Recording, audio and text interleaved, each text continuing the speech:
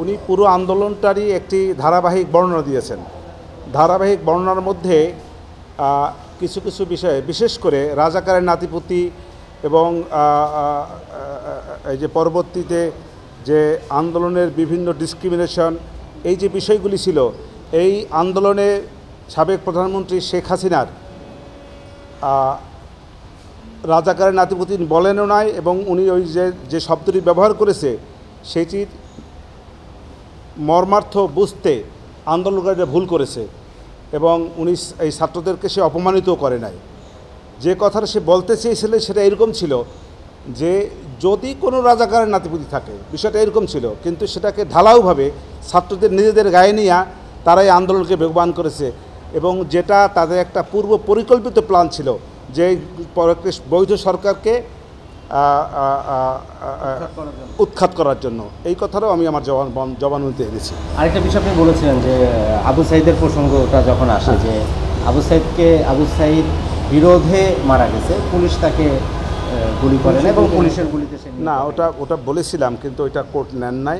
বিরোধে বলেছিলাম যে সেটা ঠিক স্পষ্টভাবে আমি বলি নাই, একটা আলোচনার পরিপ্রেক্ষিতে বলেছি যে পুলিশ গুলি করে না, এই শব্দটা ব্যবহার করেছি। আরেকটা বিষয় আপনি যেটা হচ্ছে যে নাহিদের যে মূল জবানবন্দি যেটা দিলেন, মানে এইখানে আপনি যতটুকু স্টাডি করছেন, মানে পুরোটা কি সে সত্য বলেছে? আপনি তো দেখেছেন, মানে আপনার কাছে কি মনে হয়েছে কোথাও সে অতিরঞ্জিত করেছে বা অবশ্যই অবশ্যই অবশ্যই অতিরঞ্জিত করেছে। পুরোটা মানে সামগ্রিকভাবে একটা মূল্যায়ন করেন তার ইয়েটা, পুরো সাক্ষীটা শেষ হোক, তারপরে মূল্যায়নের প্রশ্নটা আসুক। তার জবানবন্দি তো শেষ, এইটার উপরে বেসিস মাঝখান দিয়ে এই পুরোটা না শেষ না হওয়া পর্যন্ত সেটাতে আপনার কি মনে হয়? যে কোনো জবানবন্দি তো ভুল ত্রুটি থাকে, তার জবানবন্দির মধ্যেও কিছু ভুল ত্রুটি আছে, কিছু সত্যতাও আছে। বিষয়টা এরকম। আমি স্পেসিফিক এখন বলবো না, সেটা আপনি আপনার জেরায় এটা আর্গুমেন্টের বিষয়। ভাই শেষ প্রশ্ন, আপনি আপনার জেরায় মূলত আপনার টার্গেটটা কি বের করে আনতে চান?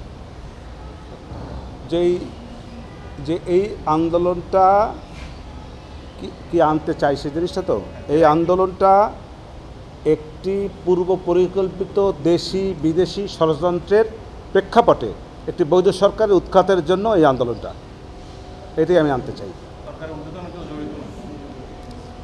আরে ভাই, জড়িত না এই কথা আসে কেন? আসে তো সেটা পরের কথা, জড়িত না। আমি তো বলি যে আমার আসামিরা জড়িত না, ঊর্ধ্বতন কর্মকর্তা অনেকেই জড়িত থাকতে পারে, আমার আসামিরা জড়িত না।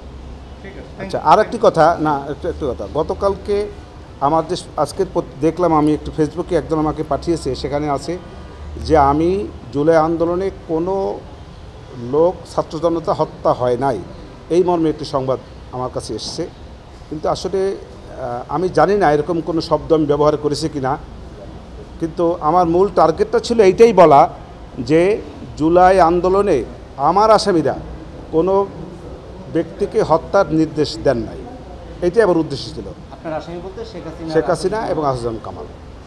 এখন যদি কোনোভাবে এটা যেয়ে থাকেন, যারা লিখেছেন তারা সঠিকভাবে লিখেছেন কি না তাও আমি স্পষ্ট বলতে পারবো না, বা মিসকোট করেছেন কি না সেটা আমি স্পষ্ট না, তবে আমার বলার উদ্দেশ্য ছিল ওইটাই।